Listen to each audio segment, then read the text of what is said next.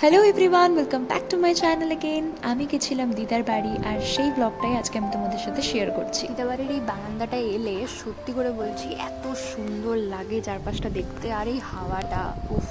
আর এখন দেখতে পাচ্ছ পেয়ারার গাছটা, মানে এখানে অনেকগুলো বেশ পেয়ারা হয়েছে, বাট কয়েকটা পাড়াও হয়ে গেছে। আর একটা কথা বললে যেটা তোমরা সবাই এগ্রি করবে আমি জানি, সেটা হচ্ছে দিদা বাড়ির খাওয়া দাওয়া। আমি লাঞ্চ করতে বসেছিলাম, দিদা বানিয়েছিল এই চিংড়ি বাটা, যেটা খেতে জাস্ট দুর্দান্ত হয়েছিল।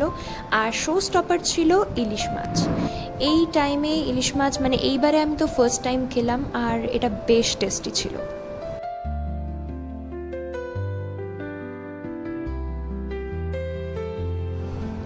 মিষ্টিমুখ করার জন্য ছিল ম্যাঙ্গো দহি, যেটা হচ্ছে ওয়ান অফ মাই ফেভারিট।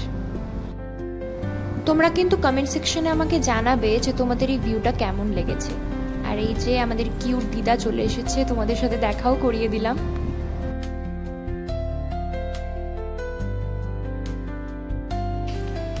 সুন্দর হাওয়া দেয় এই বারান্দাটা দাঁড়ালে,